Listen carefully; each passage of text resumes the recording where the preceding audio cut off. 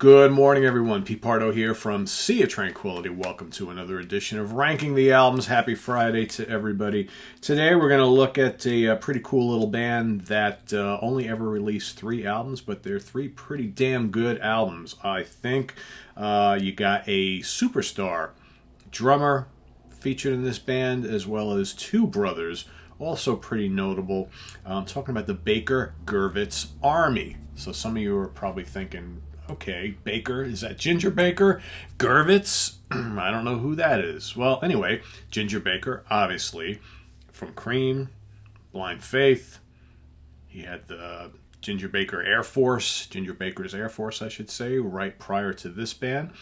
Okay, you got the Gurvitz brothers. You got Adrian and Paul on guitars, vocals, bass, and vocals from the band Gun, as well as Three Man Army. Another really cool band, Three Man Army, which we may revisit, or visit actually for the first time here on the show at a later date, because also a really cool hard rock band. So these guys kind of came together to form somewhat of a minor supergroup, I guess you might say, although the Gurvitz brothers not really well known, but still pretty notable players.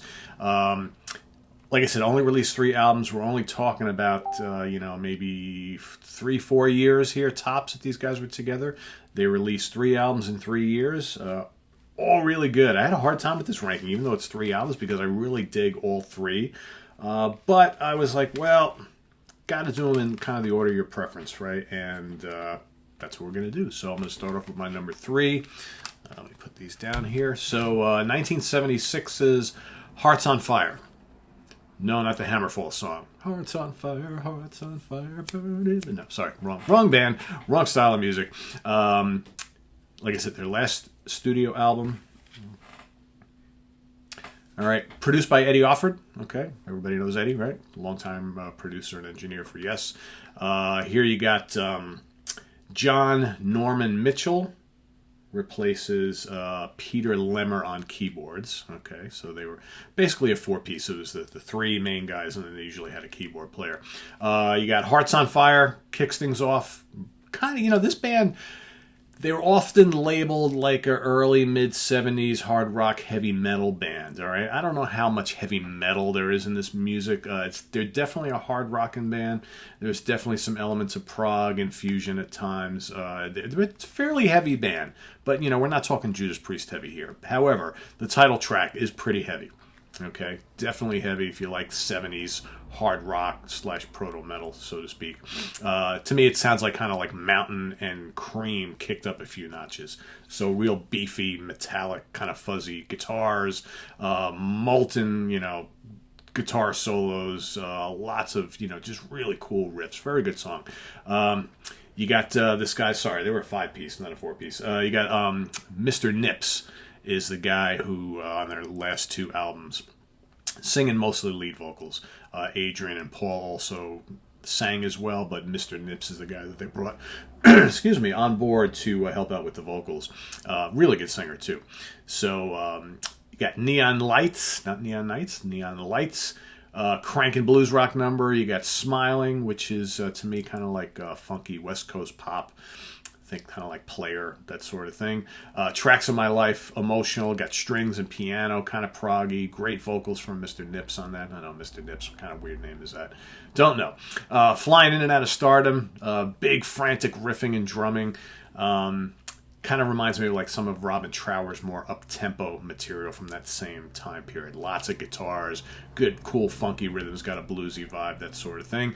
Dancing the Night Away is a weird tune. It kind of mixes, this is 76 where you're talking about here, mixes like disco and prog. It's got like really cool prog synth passages and whatnot, and then these like kind of disco rhythms, kind of strange. My Mind is Healing, good 70s hard rock, sizzling slide guitar. And then you got Mystery is a real solid kind of bluesy hard rock number. Gingerbaker, busy as always, as well as lots of guitar leads and fills. And, the rest of the album is kind of pedestrian, but the good far outweighs the band on this album. This is probably, if you were going to get, well, There's only 3 albums. You probably go out and get all 3. But I would say the other 2 are easily the best. This still has a lot of good material on it. But stylistically, it's kind of all over the place. But still, some enough to recommend on here. Solid record. Excuse me. All right, second. Number 2. We're going to go with their second album. You can see a pattern here. Elysian Encounter from 1975. Cool album artwork on these, right? Check that out, huh? Pretty nifty. Kicks off with the funky hard rocker People. Got a big heavy riff, lots of vocals, plenty of groove. Kind of reminds me a little bit of like same period Deep Purple. Okay, when maybe Stormbringer, Come Taste the Band era, right? Again, Ginger Baker putting on a clinic, right? He's if you love Ginger Baker's drumming, and you want to hear him in aggressive fashion and like kind of like just soloing quite a bit, this stuff is definitely for you. There's also on this album there's a real cool Santana vibe, which I also get on their debut as well. That's this song I just mentioned. People also has it's like kind of like this Deep Purple meets Santana type of thing. Really, really cool. Here you got Mr. Nips on vocals on most of this album. Peter Lemmer appears on keys on this album. The Key, atmospheric hard rock mixed with some fusion. Again, I hear that early Santana sound on this particular track. Excuse me, it's early in the morning stuff, I'll tell you.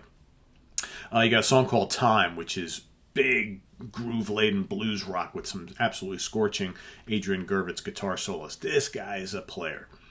One of the unsung guitar heroes of the 70s, I think. And he's gone on to become a very, very in-demand producer, okay, kind of like record executive guy. So he's worked with Madonna, and he's done a lot in his career post all this stuff. The Dreamer mixes a little bit of southern rock, a little bit of country, a little bit of psychedelia. Bear with me a second. There we go. Trying to clear the throat here early in the morning. Remember, solid, slow build, bluesy, hard rock, and prog track. Really good Gurvitz guitar solo from Adrian there, where he's kind of sounding a little Jeff Beck-ish, which is kind of neat.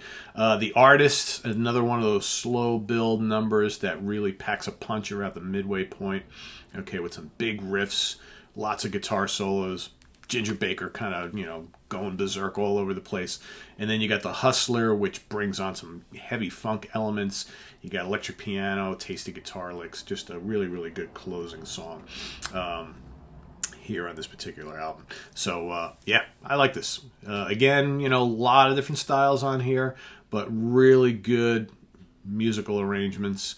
Vocals are really good. Loads of guitar solos. Lots of, I wouldn't necessarily call them drum solos, but, Baker is like, it's almost like he's out to prove something on these albums.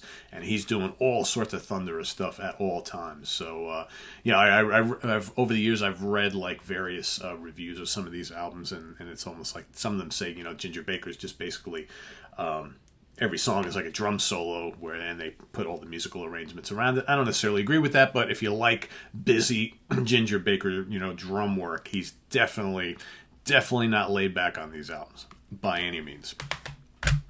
All right, so my favorite album coming in at number 1 is the debut, which is just called Baker Gurvitz Army from 1974. Cool covers on these, right? I think, especially the first 2. This is, really cool album. So, of course, we already mentioned where everybody kind of came from before here.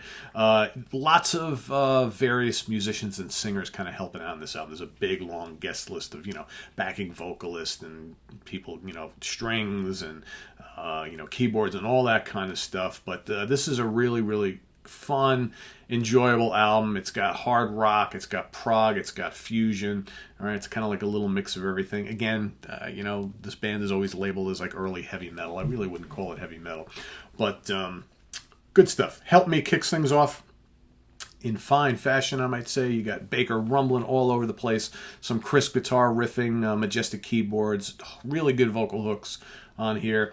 You got a song called Love Is, which sees the band, moving into like kind of fusion territory, jazz fusion territory. Intricate, funky rhythms, tasty guitar licks. You got strings, really good blazing instrumental that if you like kind of that same period, mid-70s fusion, I think you'll totally dig that. I think, some of like the Jeff Beck stuff, Blow by Blow, Wired, that sort of thing.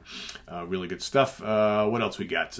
Memory Lane, catchy hard rocker, kind of has a little bit of a southern rock edge, okay, which is kind of neat. Ginger, basically, like I said, soloing underneath all these kind of real cool bluesy kind of southern rock arrangements. And then he's all on his own to solo for like 2 minutes. So everything else stops. He goes solos for 2 minutes. Then the band comes back in. They finish it all out. Pretty cool. What else we have here? Inside of Me, kind of, again, go back to Santana as well as that first Journey album. So definitely check out that song, Inside of Me. It's kind of, a lot of sizzling guitar solos from Adrian Gurvitz. And it's got that kind of like fusion-y kind of Latin rock vibe or whatever. Very cool song. Mad Jack is a kind of another funky hard rocker with lots of guitar solos and frantic rhythms. Another really good song.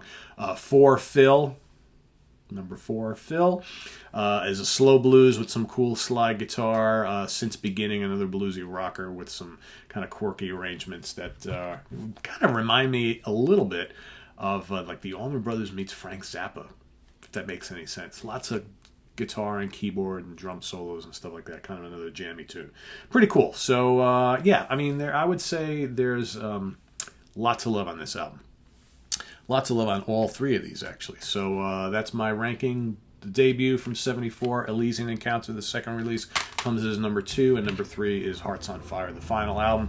They also do have an official live album, which is pretty cool too. So definitely check this band out. I'm sure there's going to be a lot of people who have never heard these guys, and I think it's well worth investigating. Some really cool stuff on these albums. Great guitar playing from Adrian Gurvitz. Spectacular drumming from Ginger Baker, and I'd argue that some of my favorite drum work from Ginger Baker are on these albums. So if you're into drumming, I'm not much of a guy who pays attention to drumming normally, but Ginger Baker always catches my ear. There's guys like Ginger Baker, Cozy Powell, Keith Moon, John Bonham, Steve Smith. Those are guys that just always really catch my attention, and these albums have some pretty spectacular drumming if you're into that sort of thing. So visit us on the web at www.seatranquility.org. We're on Facebook, we're on Twitter, of course, we're here on YouTube all the damn time. Make sure you hit the Ko-Fi link below if you'd like to make a contribution to the channel. It's greatly appreciated. Coming up momentarily, we've got top 10 songs, Todd Rundgren solo. Don't want to miss that. And all sorts of stuff happening this weekend into next week. So stay tuned for all of it, and we'll see you again real soon. Bye-bye.